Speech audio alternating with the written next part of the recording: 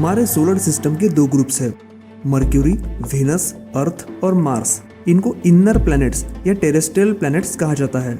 इनका सरफेस सख्त होता है और ये मुख्यतः सिलिकेट रॉक से बने हैं। तो दूसरे ग्रुप में जुपिटर, सैटर्न, यूरेनस और नेपच्यून मौजूद है, जिनको आउटर प्लैनेट्स या फिर गैस जायंट कहा जाता है, क्योंकि ये सिर्फ गैस से बने होते हैं। मार्स और जुपिटर के बीच एस्टेरॉयड बेल्ट होता है, तो नेपच्यून के बाद काइपर बेल्ट पाया जाता है। सोलर सिस्टम में इनके अलावा कमेट्स, एस्टेरॉयड्स और मेटेरॉइड्स भी मौजूद होते हैं। कमेट्स यानी धूमकेतु, ये काइपर बेल्ट में तैर होकर सूरज की ओर निकलते हैं और बर्फ, धूल, मीथेन और कार्बन डाइऑक्साइड से बने होते हैं। मेटेरॉइड्स यानी उल्कापिंड, ये छोटे पत्थर जैसे होते हैं और आकार में एस्टेरॉयड से छोटे होते हैं। इसके बाद है एस्टेरॉयड्स, जिनको हिंदी में एक क्षुद्र ग्रह कहा जाता है। ये एक्चुअली माइनर प्लैनेट्स है, लेकिन बहुत खतरनाक है, because many have hit our earth in the past. सूरज हमारे धरती का सबसे नजदीकी तारा है। सूरज और पृथ्वी के बीच अंतर है 150 मिलियन किलोमीटर, जिसे एस्ट्रोनॉमिकल यूनिट कहा जाता है, जो पूरे सोलर सिस्टम में डिस्टेंस मेजरमेंट का एक यूनिट है। सूरज के सतह का तापमान लगभग 10,000 डिग्री फ़ारेनहाइट है। सोलर सिस्टम का 99% मास अकेले सूरज का है। इसकी वजह से ही सूरज की ग्रेविटी सोलर सिस्टम के सारे प्लैनेट्स को पकड़े रखती है। सूरज एक गैस का गोला है जो 75% हाइड्रोजन और 25% हीलियम और बाकी गैसेस जैसे oxygen, carbon, nitrogen, ion, neon, magnesium और सिलिकॉन से बना है।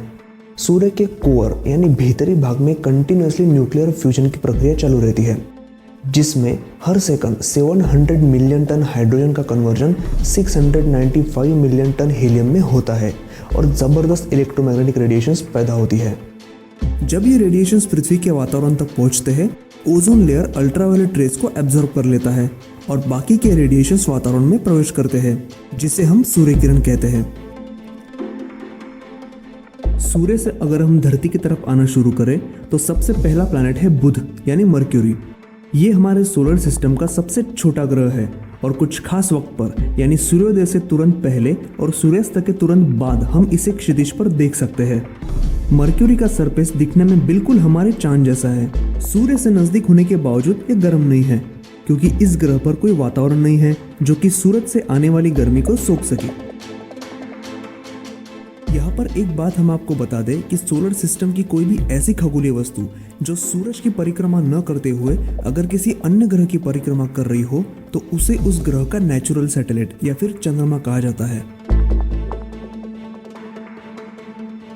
सूरज से दूसरे नंबर का ग्रह है शुक्र यानी वीनस। इस प्लैनेट का आकार और इसकी ग्रेविटी लगभग पृथ्वी जितनी है, इसीलिए इसको अर्थ सिस्टर भी कहा जाता है।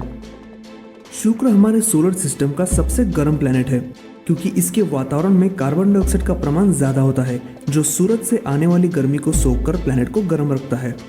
सोलर सिस्टम के सारे प्लैनेट काउंटर क्लॉकवाइज यानी घड़ी से उल्टी दिशा में घूमते हैं, लेकिन वीनस क्लॉकवाइज घूमता है।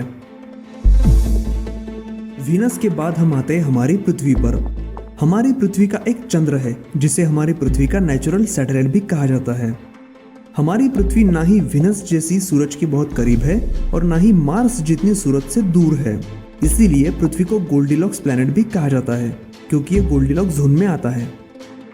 गोल्डीलॉक्स जोन यानी ऐसी जगह जहाँ का तापमान ना ही ज़्यादा गर्म और ना ही ज़्यादा ठंडा होता है, जो कि पानी को तरल अवस्था में रहने के लिए बहुत ज़रूरी है।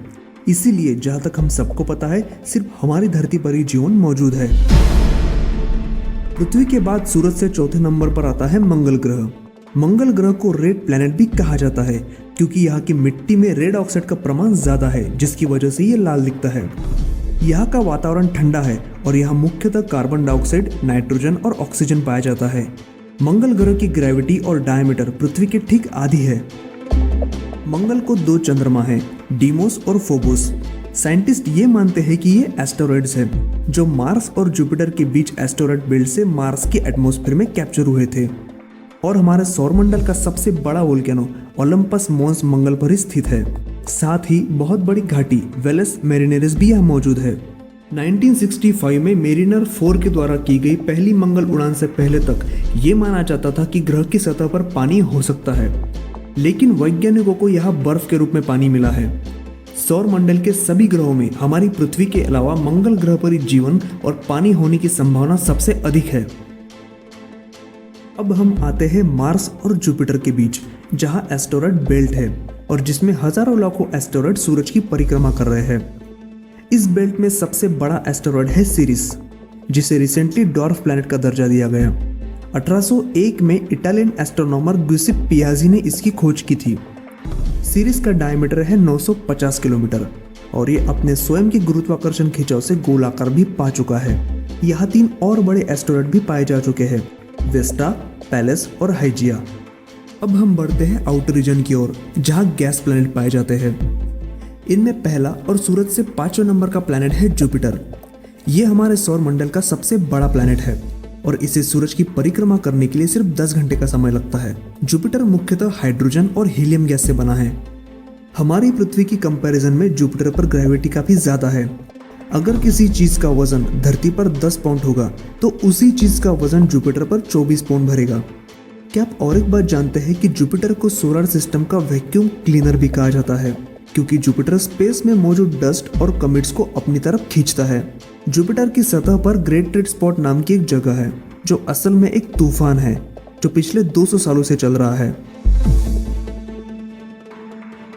जुपिटर के बाद है शनि। ये सूरज से 6ठे स्थान पर है।